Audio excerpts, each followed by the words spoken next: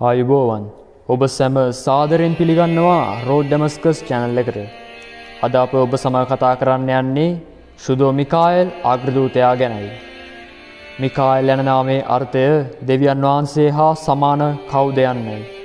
ස්වර්ගයේ සුර දූතයන්ගේ නායක ලුසිෆර් ඇතුළු කැරලිකාර දූතයන් පිරිසක් දෙවියන් වහන්සේ හා සමාන වන්නට යාම තුල මිකාኤල් අග්‍රදූතයා ඇතුළු යහපත් සුර දූතයන්ගේ හඬ එසේ ගිගුම් දෙන්නට විය.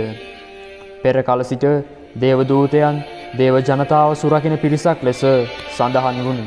වර්ෂ 1950 දී 12 වන පියුස් පාප්තුමා ශුදෝ මයිකල් අග්‍රදූතයා පොලිස් නිලධාරීන්ගේ ආරක්ෂක මණිතුමා ලෙස පත් කරන්නට යෙදුණි. එතුමාට ගෞරවය දැක්වීම ගැන බයිබලයේ දානියෙල්ගේ පොතේ මෙසේ සඳහන් වේ. ඒ කාලයේදී නුඹේ සෙනග බාරව සිටින උතුම් අධිපතියා වන මිකාኤල් නැගී සිටින්නේය. නවගිවිසුමේ අපොස්තුලවරුන්ගේ සමයේදී ශුදෝ මිකාኤල් අග්‍රදූතයා දේව ජනතාවගේ ආරක්ෂකයෙකු ලෙස සැලකීය. තවද ස්වර්ගයෙහි යුද්ධයක් විය. මිකාኤල් ආහුගේ දූතයෝ මකරාට විරුද්ධව සටන් කළහ. මකරාද තමාගේ දූතයන් පිරිවරා සටන් කොට පරාජය විය. ක්‍රිස්තු වර්ෂ 120 දී පමණ ලියවුණු The Shepherd of Hermas යන ග්‍රන්ථයේද මිකාኤල් තුමා ගැන සඳහන් වේ. මෙය පළවන පියුස් පාප්තුමාගේ සොහොයුරු හර්මාස් විසින් ලියවුණයි විශ්වාස කෙරේ. ඔහු එතුමාව උතුම්ම වූ මහිමවත් මිකාኤල් දේවදූතයා ලෙස එහි සඳහන් කර ඇත.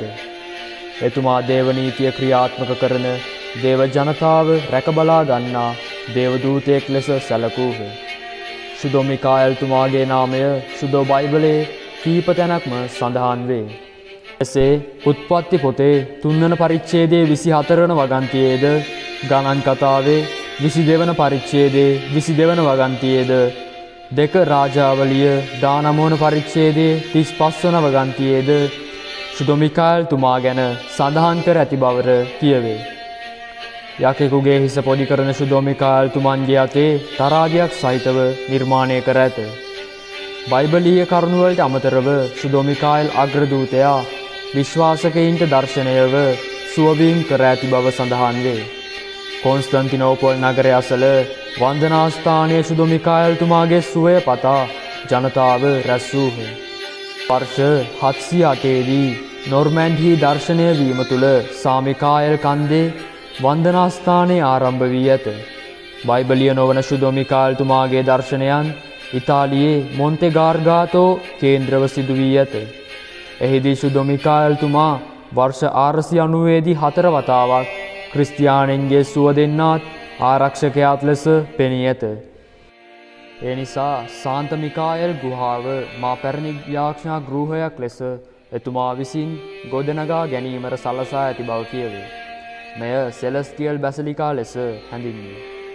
ශුදෝ මිකාኤල් තුමාගේ මංගල්‍යය සැප්තැම්බර් මාස 29 වනදා සමරනු ලබයි. එසේනම් අදත් අප ඔබ සමග එක් සාන්තුවර චරිතයක් බෙදා ගන්න ලැබුවා. ඉතින් තවත් සාන්තුවර චරිතයක් සමග හමුවන බලාපොරොත්තුවෙන් අද අප ඔබෙන් සමුගන්නවා ජේසුස්.